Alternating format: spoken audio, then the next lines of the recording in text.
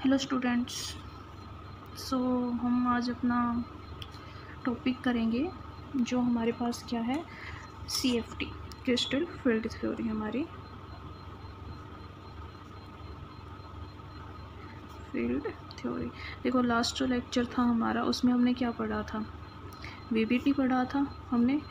देखो मेनली अगर हम VBT की बात करें, VBT हमारी जो थ्योरी दी गई थी वो किस लिए दी गई थी, वो बॉन्डिंग को विजुलाइज करने के लिए दी गई थी कि जो हमारे पास कॉम्प्लेक्सेस हैं उनमें बॉन्डिंग जो हो रही है उनकी जो स्ट्रक्चर है वो किस टाइप से है, उनकी स्ट्रक्चर क्या है। तो वो कौन बता रहा था, नॉर्मली VBT हमारी बता रही थी। लेकिन अगर हम बात करें जो VBT की लिमिटेशंस थी यहाँ पर, तो VBT जो थी हमारी वो फेल हो गई थी एक्सप्लेन करने में। काफ़ी जो पॉइंट्स थे हमारे उसको वो एक्सप्लेन नहीं कर पाई थी। जैसे अगर हम बात करें तो क्या था, VBT नहीं बता पाई थी कि जो हमारे पास क्या है, जो लिगैंड है उसका नेचर कैसा है, ठीक है, कि जो हम लिगैंड यूज कर रहे हैं वो कैसा यूज हो रहा है हमारे पास, उसका क्या नेचर है। दूसरा वो क्या है कि जो भी हमारे पास किसी भी कॉम्प्लेक्स का कलर जो था हमारा, ठीक है, और जो इलेक्ट्रॉनिक स्पेक्ट्रा था उसको भी डिफाइन नहीं कर पाई थी कि जो कलर आ रहा है किसी भी कॉम्प्लेक्स का या फिर जो इलेक्ट्रॉनिक स्पेक्ट्रा है उसका वो क्यों आ रहा है, किस तरीके से आ रहा है। उसके अलावा क्या बताया था हमने कि जो हमारे पास मैग्नेटिक मूवमेंट है हमारा, ठीक है, उसके ऊपर टेम्परेचर का क्या इफ़ेक्ट था। कि हमने बताया था कि जैसे जैसे टेम्परेचर चेंज हो रहा था वहाँ पर मैग्नेटिक मूवमेंट भी हमारा क्या होता जा रहा था, चेंज हो रहा था हमारा। तो इफ़ेक्ट ऑफ टेम्परेचर था जो मूवमेंट के ऊपर, उसको भी वो डिफ़ाइन नहीं कर पाई थी। उसके अलावा जैसे मैग्नेटिक ससेबिलिटी हो गई हमारे पास।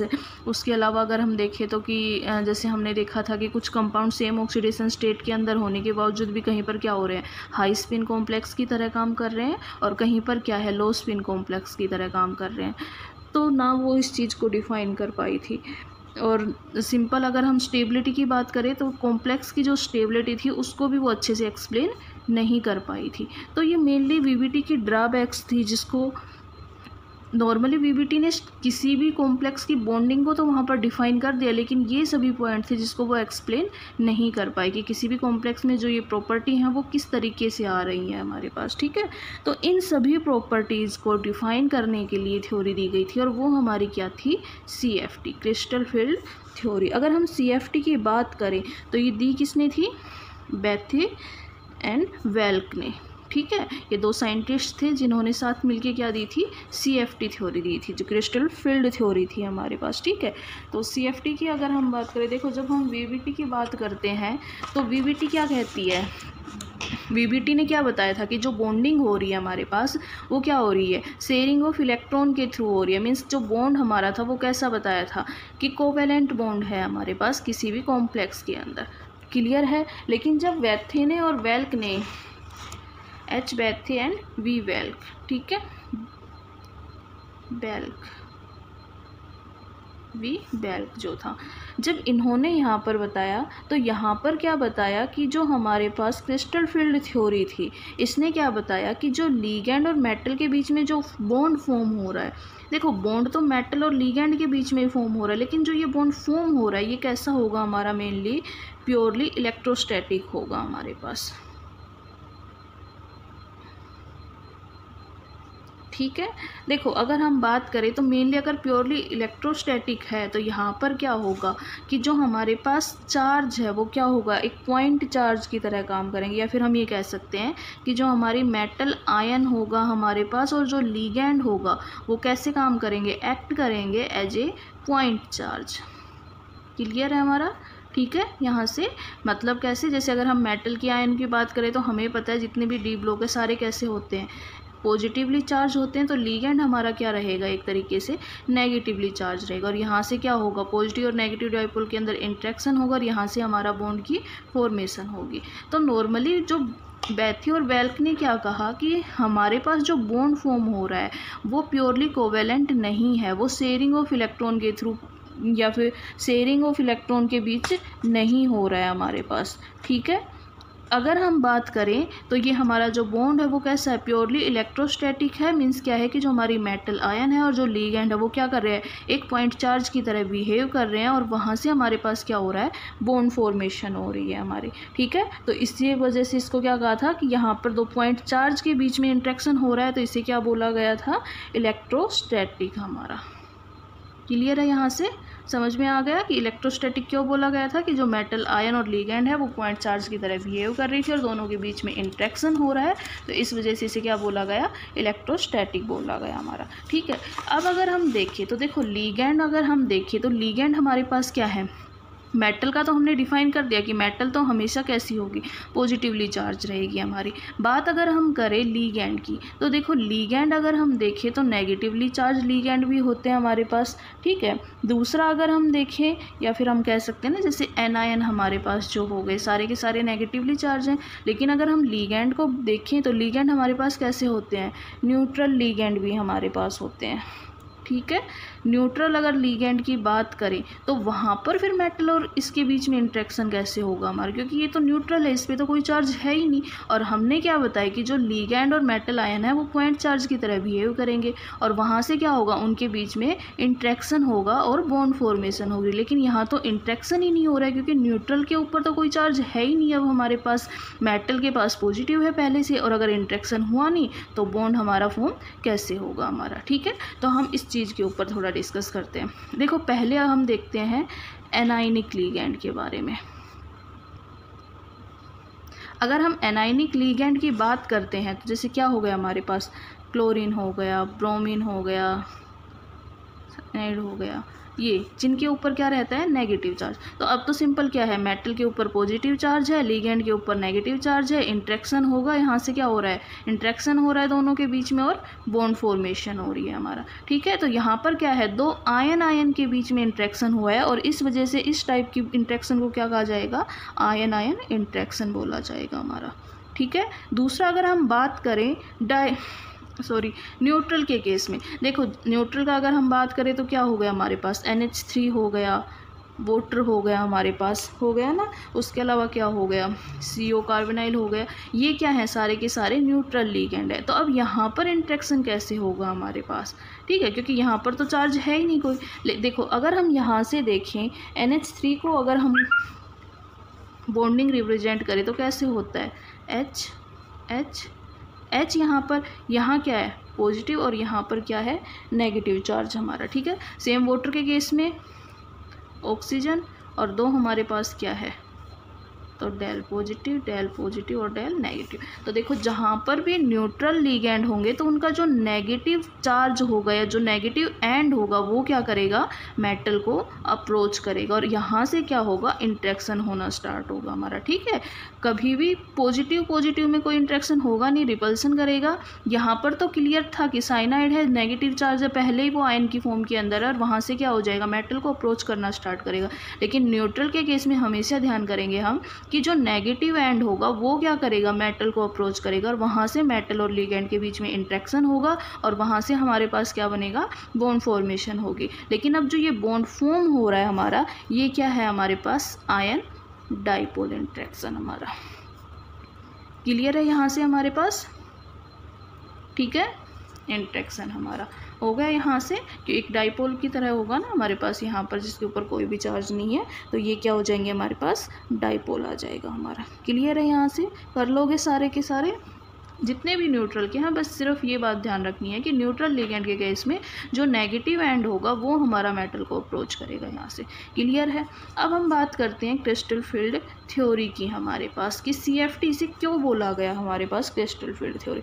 देखो हमें पता है, अगर किसी भी हम बात करेंगे मेटल आयन के जो इलेक्ट्रॉन है हमारे पास, इलेक्ट्रॉन नॉर्मली क्या हो रहे हैं, वो जो क्रिस्टल की लैटिस है उसके अंदर सराउंडेड है चारों तरफ से, किससे अगर हम बात करें तो ये सारे के सारे क्या सराउंडेड है, जो हमारे पास लिगेंड है उससे सराउंडेड है हमारे पास। लिगेंड से जब बॉन्डिंग अगर हो रही है तो ऑब्वियस बात है लिगेंड से सराउंडेड होंगे, और लिगेंड हमारे पास क्या है, कोई भी आयन है या कोई भी मॉलिक्यूल है हमारे पास यहाँ पर। ठीक है, तो हमेशा ध्यान रखना कि जो मेटल आयन के लिगेंड है वो सराउंडेड होते हैं आयन या फिर मॉलिक्यूल्स से हमारे पास। ठीक है, और जो ये आयन और मॉलिक्यूल्स हैं ये हमेशा जनरेट करते हैं एक नॉन स्फेरिकल इलेक्ट्रिक फील्ड हमारी। ठीक है, इलेक्ट्रिक फील्ड जनरेट करते हैं, जो क्या करती है, और जो ये इलेक्ट्रिक फील्ड जो जनरेट हो रही है वो किसको इफ़ेक्ट करती है, इन इलेक्ट्रॉन को इफ़ेक्ट करती है हमारे पास। ठीक है यहाँ से, और इसी वजह से इसको क्या कहते हैं हम, नॉर्मली जो था इस फील्ड को हम क्या कहेंगे, क्रिस्टलाइन फील्ड हम नाम कहेंगे, क्रिस्टलाइन फील्ड हमारे पास, ठीक है। और बाद में इसी क्रिस्टलाइन फील्ड को क्या नाम दिया गया, जिसे हम आजकल क्या कहते हैं, क्रिस्टल फील्ड हम बोलते हैं, ठीक है। क्लियर है यहाँ से। और इसी वजह से इसको क्या नाम दिया गया था, क्रिस्टल फील्ड थ्योरी नाम दिया गया था हमारा। क्लियर है हमारे यहाँ से। देखो सिंपल सी बात है कि जो मेटल आयन है, हमें पता है कि मेटल जो है उसके जो इलेक्ट्रॉन है, डी एलिमेंट जो है हमारे पास डी ऑर्बिटल के अंदर, एस ऑर्बिटल के अंदर जो भी इलेक्ट्रॉन है वो किससे सराउंडेड है हमारे पास, आयन या मॉलिक्यूल से, लिगैंड से हमारे पास सराउंडेड है। तो जो ये लीगैंड है ये लैटिस में क्या करता है, क्रिस्टल के लैटिस में एक इलेक्ट्रिक फील्ड को जनरेट करता है, और ये इलेक्ट्रिक फील्ड क्या करती है, इन इलेक्ट्रॉन को इफेक्ट करती है। और जो ये पूरा पाथ है, जो ये फील्ड है, इसे ही हम क्या कहते हैं, क्रिस्टलाइन फील्ड बोलते हैं, जिसे इसी वजह से इसका क्या नाम रखा गया, इस थ्योरी का CFT रखा गया, क्रिस्टल फील्ड थ्योरी नाम रखा गया हमारे पास। क्लियर है यहाँ से। तो अब हम इसके कुछ अजम्पशंस पढ़ेंगे, जो बेसिक अजम्पशंस थे CFT के, वो हम देखेंगे यहाँ से, ठीक है। बेसिक अजम्पशंस ऑफ CFT हमारे पास। देखो अगर हम फर्स्ट पॉइंट की बात करें CFT की, तो हमने क्या बताया था कि जो हमारे पास क्या रहेगी, जो CFT रहेगी, CFT के अंदर क्या था कि हमेशा ध्यान रखना जो मेटल आयन रहेगा वो हमेशा सराउंडेड रहेगा लीगैंड से, और लीगैंड के पास क्या रहेंगे, लोन पेयर ऑफ इलेक्ट्रॉन रहेंगे हमारे पास। देखो लोन पेयर ऑफ इलेक्ट्रॉन हम यहाँ पर क्यों बोल रहे हैं, क्योंकि जब तक लोन पेयर इलेक्ट्रॉन होंगे नहीं वो डोनेट नहीं करेगा और वहाँ से उसके ऊपर नेगेटिव चार्ज नहीं आएगा, और जब तक चार्ज नहीं आएगा तो पॉइंट चार्ज की तरह बिहेव नहीं करेगा और यहाँ से इंटरेक्शन होगा नहीं इनके बीच में, ठीक है। तो जो भी हमारी मेटल होगी वो हमेशा सराउंडेड रहेगी एक लीगैंड, ऐसे लीगैंड से जिसके पास क्या रहे, लोन पेयर ऑफ इलेक्ट्रॉन रहेंगे हमारे पास, ठीक है। दूसरा अगर हम बात करें सेकंड अजम्पशंस की, तो सेकंड अजम्पशन क्या बोला गया कि जितने भी जो लीगैंड है हमारे पास, ठीक है, वो हमेशा कैसे रिगार्डेड रहेंगे, एज ए पॉइंट चार्ज की तरह बिहेव करेंगे हमारे पास, ठीक है। पॉइंट चार्ज इस कैसे, जैसे अगर हम बात करें, क्योंकि अगर हम देखें जो चीज़ मैंने पहले अभी बताई थी कि जो लीगैंड होगा वो हमारा क्या हो सकता है, या तो आयनिक रहेगा हमारे पास, ठीक है, या फिर कैसा, किस फॉर्म में रहेगा, मॉलिक्यूल फॉर्म के अंदर रहेगा हमारा, ठीक है। आयनिक कैसा हो जाएगा, जैसे क्या हुआ, क्लोरीन हो गया, ब्रोमीन हो गया, साइनाइड हो गया हमारा, इस तरीके से। और या मॉलिक्यूल फॉर्म कैसे हो गए, जो हमारे पास न्यूट्रल लीगैंड थे हमारे, ठीक है। तो हमेशा जो लीगैंड होगा वो कैसे काम करेगा, एज ए पॉइंट चार्ज होगा, और जो यहाँ पर लीगैंड है वो कैसा होगा, या तो आयनिक होगा या कैसा होगा, मॉलिक्यूल होगा हमारे पास, ठीक है। और इंट्रैक्शन मैंने बता ही दिया कि न्यूट्रल के केस में क्या होगा, जो नेगेटिव एंड होगा हमारे पास वो क्या करेगा, जो नेगेटिव एंड ऑफ डाइपोल है वो ओरिएंट करेगा मेटल की तरफ, हमेशा मूव करेगा, और वहाँ से क्या होगा, उनमें इंट्रैक्शन होगा हमारे पास। क्लियर है यहाँ से, ठीक है। थर्ड पॉइंट क्या बोला गया कि जो मेटल है और जो लीगैंड है, मेटल आयन और negative end of anions, anions हमारे पास क्या, इनके जो मेटल के बीच में और एनायन जो नेगेटिव लीगैंड के बीच में जो इंट्रैक्शन हो रहा है वो कैसा होगा, प्योरली इलेक्ट्रोस्टैटिक होगा। और यहाँ से हम इसे क्या कहेंगे, मेनली ये हमारे पास कैसा बॉन्ड फॉर्म होगा, 100% आयनिक बॉन्ड हमारा फॉर्म होगा यहाँ पर, ठीक है। क्लियर है यहाँ से। दूसरा अगर हम बात करें, फोर्थ पॉइंट क्या हो जाएगा कि जो हमारे पास जितने भी लीगैंड हैं वो क्या करते हैं, एक इलेक्ट्रिक फील्ड जनरेट करते हैं हमारे पास, ठीक है। एक इलेक्ट्रिक फील्ड जनरेट करेगा, और ये इलेक्ट्रिक फील्ड क्या करती है, जो डी ऑर्बिटल होती है उनकी एनर्जी को इन्फ्लुएंस करती है, और इसी वजह से क्या हो जाती है हमारे पास कि जो डी ऑर्बिटल की जो एनर्जी होती है वो क्या होती है, लीगैंड के आने के बाद चेंज हो जाती है पूरी की पूरी हमारे पास, ठीक है। तो नॉर्मल है, जो लीगैंड है वो एक इलेक्ट्रिक फील्ड जनरेट करते हैं, और इस इलेक्ट्रिक फील्ड का जो मेन काम होता है वो क्या होता है, डी ऑर्बिटल की एनर्जी को इन्फ्लुएंस करना, या फिर हम ये कह सकते हैं कि वो क्या करती हैं, जो डी ऑर्बिटल होती है उसकी एनर्जी को इफेक्ट करती हैं हमारे पास। क्लियर है यहाँ से। अगर हम बात करें डी ऑर्बिटल की, देखो हमने ये तो कह दिया एनर्जी चेंज हो रही है, पर ये एनर्जी चेंज किस तरीके से हो रही है। देखो हम लोगों को पता है कि अगर हम फ्री मेटल आयन की बात करते हैं, फ्री मेटल आयन। अगर हम फ्री मेटल आयन लेते हैं तो हमें पता है कि फ्री मेटल आयन में डी ऑर्बिटल है, डी ऑर्बिटल है तो सभी ऑर्बिटल्स की एनर्जी क्या है, अगर हम डी के अंदर बात करें तो सेम एनर्जी होती है डी ऑर्बिटल के, ठीक है, सेम एनर्जी होगी। और हमें पता है कि जब किसी भी ऑर्बिटल की सभी सब ऑर्बिटल्स की एनर्जी अगर सेम होती है हमारे पास तो वो क्या कहलाती है, डीजनरेट ऑर्बिटल कहलाती हैं। क्लियर है यहाँ से, डीजनरेट ऑर्बिटल। अब क्या हो रहा है कि यहाँ पर क्या होगा कि अगर कोई भी, अगर डी की सभी ऑर्बिटल्स की एनर्जी सेम है हमारे पास, तो यहाँ पर जब हम इलेक्ट्रॉन फिल करेंगे तो वो तो किसी में भी फिल हो सकते हैं। अगर हमारे पास 5 हैं तो अगर इन सभी की एनर्जी सेम है हमारे पास तो फिर इलेक्ट्रॉन तो कहीं पर भी फिल हो सकते हैं। ज़रूरी थोड़ी है कि पहले यहीं पर फिल होंगे, इसी जगह पर, वो यहाँ पे भी फिल हो सकते हैं, वो यहाँ पे भी फिल हो सकते हैं।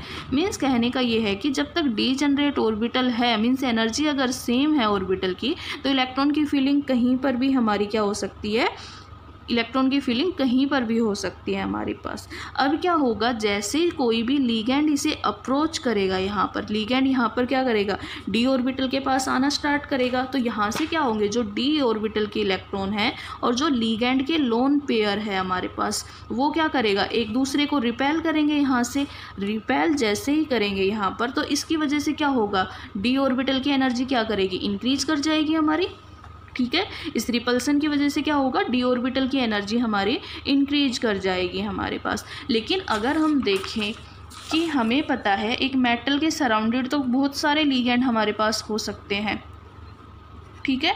अगर ये लीगैंड सारे के सारे सेम डिस्टेंस से क्या कर रहे हैं, डी ऑर्बिटल को अप्रोच कर रहे हैं हमारे पास, तो वहाँ पर क्या होगा, जितनी भी एनर्जी जो चेंज हो रही है वो क्या होगी, सेम चेंज रहेगी। तो यहाँ पर भी जो ऑर्बिटल होगी अब भी वो कैसी है, डी जनरेट ऑर्बिटल ही रहेगी हमारे पास, ठीक है। लेकिन जो इसकी एनर्जी जो है वो क्या हो जाएगी, अब चेंज हो जाएगी हमारी। क्लियर है यहाँ से, ठीक है। देखो अगर हम फ्री मेटल लेते हैं तो डी ऑर्बिटल की एनर्जी क्या होती है, सेम होती है, और उसे हम क्या कहते हैं, डी जनरेट ऑर्बिटल कहते हैं। जब लीगैंड इसे अप्रोच करता है तो मेटल के इलेक्ट्रॉन के बीच में और लीगैंड के लोन पेयर के बीच में रिपल्सन होगा, और इससे क्या होता है कि जो डी ऑर्बिटल है उसकी एनर्जी इंक्रीज हो जाती है। अब अगर लीगैंड जो है हमारे पास वो सेम डिस्टेंस से मेटल आयन को अप्रोच करेंगे तो हर जगह डी की एनर्जी क्या होगी, सेम चेंज होगी। तो यहाँ पर भी ऑर्बिटल क्या रहेगी, डी जनरेट ही रहेगी, लेकिन वहाँ पर एनर्जी क्या हो जाएगी, ज़्यादा हो जाएगी पहले से उसकी, ठीक है यहाँ से। लेकिन अगर हम देखें तो हमें पता है कि जो डी ऑर्बिटल है वो सेम टेंडेंसी से कभी भी अप्रोच नहीं करती, क्योंकि डी ऑर्बिटल की शेप क्या होती है, अलग होती है, जो ओरिएंटेशन होता है वो क्या होता है, डिफरेंट होता है सभी का, और इसी वजह से क्या होगा, जो एनर्जी होगी वो भी क्या रहेगी, अलग रहेगी हमारे पास। और इसी वजह से जो लीगैंड के अप्रोच करने के बाद जो ऑर्बिटल डी जनरेट थी अब वो कैसी हो जाएगी, जनरेट ऑर्बिटल की तरह काम करेगी यहाँ पर। क्लियर है यहाँ से, ठीक है। तो यही मेनली क्या था हमारे पास कि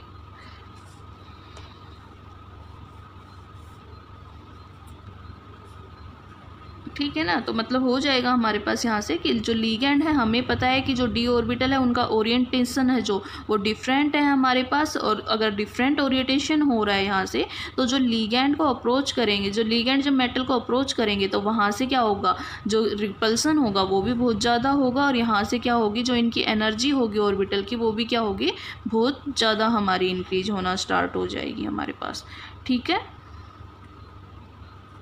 क्लियर है यहाँ से, ठीक है। अगर हम देखें, सिंपल ध्यान रखना, जितना भी अगर हम क्या करें, अब डी ऑर्बिटल जितना दूर रहेगी लीगैंड से उतना ही इंट्रैक्शन क्या होगा, कम होगा। अगर लेसर इंट्रैक्शन है तो एनर्जी हमारी क्या होगी, कम रहेगी। जितना पास से इंट्रैक्शन हो रहा है हमारे पास, जितनी ऑर्बिटल और लीगैंड पास होंगे उतना ही ज़्यादा रिपल्सन होगा, उतना ही ज़्यादा इंट्रैक्शन होगा उनके बीच में एक तरीके से, और अगर इंट्रैक्शन होगा तो एनर्जी भी क्या हो जाएगी हमारी, ज़्यादा हो जाएगी हमारी, ठीक है। तो यहाँ से हम क्या कहेंगे, एक अगर हम एक टर्म हमारे पास आती है जो क्या है, क्रिस्टल फील्ड स्प्लिटिंग एनर्जी हमारी, ठीक है, कि जो डी ऑर्बिटल है वो कैसे स्प्लिट हो रही है एनर्जी की वजह से। तो मेनली अगर हम देखें, देखो अगर डेफिनेशन की बात करें तो the conversion of 5 D orbitals 5 degenerate, ठीक है, क्योंकि मेटल की जो ऑर्बिटल है डी हमारी वो पहले कैसी है, फ्री के अंदर डीजनरेट है, क्योंकि ऑर्बिटल की एनर्जी कैसी है, सेम है हमारे पास, of the metal ion into different set of orbital. Different set of orbital क्यों कह रहे हैं हम, क्योंकि हमें पता है कि जो डी ऑर्बिटल है उसका जो ओरिएंटेशन होता है वो क्या होता है, अलग अलग होता है सबका, और इस वजह से क्या करती हैं वो डिफरेंट वे से लीगेंड उनको डिफरेंट वे से अप्रोच करता है, ठीक है, और इसी वजह से उनकी एनर्जी भी क्या हो जाएगी, डिफरेंट एनर्जी रहेगी उनकी, ठीक है। अगर डिफरेंट एनर्जी हो रही है, लेकिन हमेशा ध्यान रखना वहाँ पर क्या होगी, in the presence of electrical field हमारे पास ऑफ द लीगैंड, ठीक है। तो ये हमारे पास क्या रहेगी, इसे ही हम is called crystal field splitting, हमारे पास क्रिस्टल फील्ड स्प्लिटिंग, ठीक है। तो ये हमारे पास एक टर्म आई थी यहाँ पर, क्लियर है यहाँ से। दूसरा अगर हम देखें यहाँ पर कुछ जैसे नंबर अगर हम यहाँ पर ले आएँ, तो जो ये क्रिस्टल फील्ड स्प्लिटिंग हमारे पास होगी, ये हमेशा ध्यान रखना डिफरेंट होगी हमारे पास। अगर कोई भी कंपाउंड है या कॉम्प्लेक्स है तो डिफरेंट रहेगी विद डिफरेंट कोऑर्डिनेशन नंबर, ठीक है, या फिर हम ये कह सकते हैं डिफरेंट स्ट्रक्चर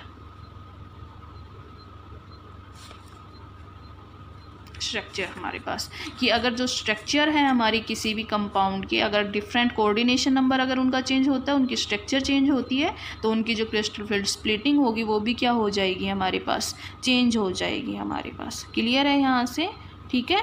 दूसरा अगर हम देखें हमने क्रिस्टल फील्ड स्प्लिटिंग क्यों दी गई थी, क्योंकि जितनी भी मैग्नेटिक प्रॉपर्टीज़ हैं हमारे पास, ठीक है, मैग्नेटिक प्रॉपर्टीज हुई हमारी, उसके अलावा अगर हम बात करें स्पेक्ट्रा हुआ हमारा, या फिर हम क्या कह सकते हैं जो ज्योमेट्री है हमारी, ठीक है, वो किस बेस के ऊपर एक्सप्लेन की गई थी, इसी स्प्लिटिंग के बेस पे डिफाइन की गई थी, स्प्लिटिंग ऑफ डी ऑर्बिटल।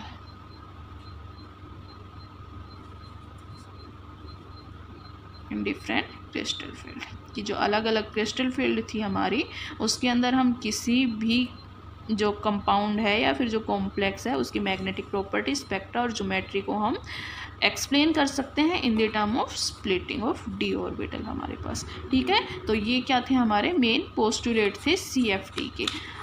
अब एक छोटी सी चीज़ देखते हैं हम, क्योंकि हम बहुत बार ये बात कह रहे हैं कि ओरिएंटेशन हो रहा है हमारा डी ऑर्बिटल का, तो हम पहले क्या देखेंगे, शेप ऑफ डी ऑर्बिटल।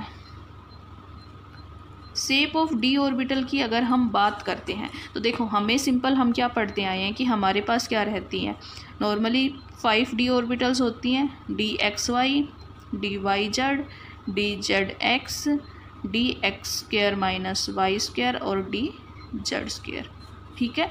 अगर हम सिंपल देखें एक्सिस के अलोंग, तो हमें पता है हमारे पास 3 एक्सिस हुए, 3 एक्सिस होते हैं, X एक्सिस, Y एक्सिस और Z एक्सिस हमारा। तो अगर एक्सिस के अलोंग हम वेरिएशन करते हैं तो नॉर्मली जो D है वो 6 ऑर्बिटल के अंदर डिवाइड होता है हमारे पास, ठीक है, हमारा क्लियर है यहाँ से 6 ऑर्बिटल के अंदर। तो जो हमारी ये 6 ऑर्बिटल हैं, ये हमारी कौन कौन सी ऑर्बिटल है मेनली, देखो अगर हम बात करें तो यहाँ पर क्या है हमारे पास 6 ऑर्बिटल हैं, जो क्या है सबके पास क्या होंगी, 4 लूप्स होंगी हमारी, क्लियर है। और यहाँ से क्या हो जाएंगी, DXY, DYZ, DXZ, ये हो गई 3। तो उसके अलावा क्या होगी हमारे पास, DX² - Y², DZ² - X² और क्या रहेगी, DZ² - Y²। हर एक एक्सिस के अलोंग टोटल हमारे पास क्या रहती है, 6 ऑर्बिटल रहती हैं हमारे पास, ठीक है। अगर हम इन 3 ऑर्बिटल की बात करें तो ये क्या होती है हमारे पास,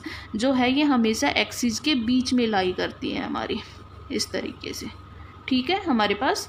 लेकिन अगर हम बात करें इन 3 ऑर्बिटल की तो ये हमेशा क्या करती है, ऑन दी एक्सिस, लाई करती हैं हमारे पास। ये क्या होती है, इन बिटवीन एक्सिस होती हैं हमारे पास, और ये 3 जो ऑर्बिटल होती हैं ये क्या होती हैं, ऑन दी एक्सिस होती हैं। लेकिन हम आज तक क्या पढ़ते आए कि हमारे पास क्या होती हैं, सिर्फ 5 ऑर्बिटल होती हैं जो क्या है, इंडिपेंडेंट है। लेकिन यहाँ पर तो टोटल 6 ऑर्बिटल बन रही हैं। तो यहाँ पर क्या है कि जो हमारे पास dz² माइनस x² और जो dz² माइनस y² ये दोनों की दोनों क्या है, इंडिपेंडेंट नहीं है हमारी। ठीक है, यहाँ से इंडिपेंडेंट नहीं है और इसी वजह से ये क्या हो जाती हैं, दोनों कंबाइन हो जाती हैं हमारी, और ये कंबाइन होकर क्या फॉर्म करती हैं, dz² करती हैं, जो कैसी होती है, इंडिपेंडेंट होती है हमारे पास। ठीक है, क्लियर है। यहाँ से देखो ये फॉर्म करके बताते हैं कैसे dz² बनता है। अगर हम बात करें तो क्या है होता है, देखो हमारे पास ये है हमारे पास, ये x एक्सिस, ये z एक्सिस। यहाँ पर क्या हो गया, dz² माइनस x² हमारी। दूसरी हमारे पास क्या हो जाएगी,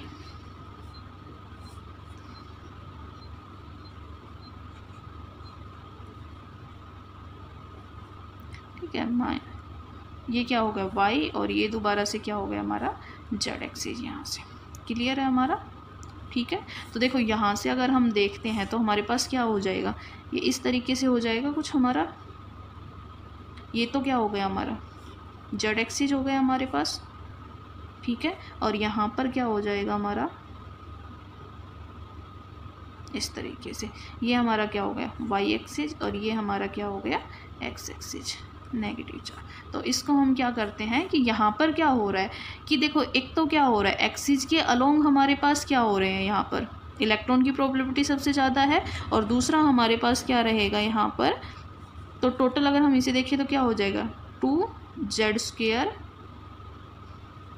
माइनस क्या होगा x² और माइनस y², और इसको हम क्या लिख देते हैं यहाँ से इस तरीके से, positive positive negative negative z, और ये हमारा क्या हो गया dz² हमारे पास। ठीक है, अगर हम प्रोबेबिलिटी देखें इलेक्ट्रॉन फाइंडिंग की तो यहाँ पर हमेशा ध्यान रखना कि जो z होता है यहाँ पर क्या होती है, ट्वाइस होती है electron finding probability then x and y axis हमारे पास। लेकिन यहाँ पर क्या होता है, dz होता है, यहाँ पर इसके x और y एक्सिस के ऊपर भी क्या होता है, कुछ फ्रिक्शन ऑफ प्रोबेबिलिटी रहती है, सम फ्रैक्शन ऑफ प्रोबेबिलिटी हमारे पास। और इसी वजह से क्या होता है, जो एक्स वाई कंपोनेंट है ये क्या ले लेता है, एक रिंग की शेप ले लेता है, या फिर हम क्या कहते हैं, एक डगनेट की शेप ले लेता है, डगनेट शेप। ठीक है, या फिर हम क्या कह सकते हैं, रिंग शेप ले लेते हैं एक तरीके से हमारे पास।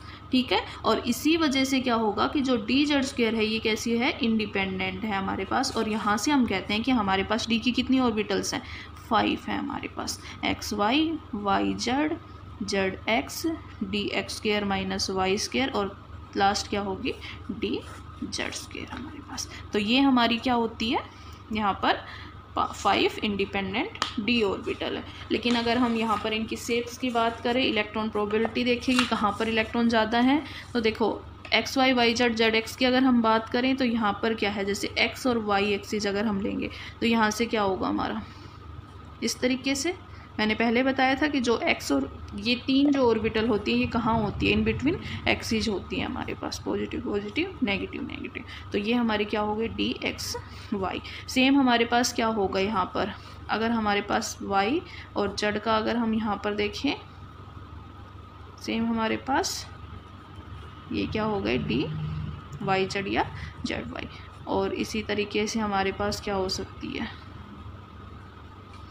z और x, तो ये क्या हो जाएगी हमारी dx/z हमारे पास। दूसरा अगर हम बात करें तो यहाँ पर देखो dx² माइनस y², तो एक x एक्सिस एक y। अब यहाँ पर क्या होगा, ऑन दी प्लेन हमारे पास रहेगी हमारी।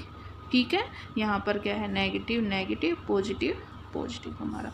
और dz की हम बना ही चुके हैं, किस तरीके से रहेगी, इस तरीके से dz²।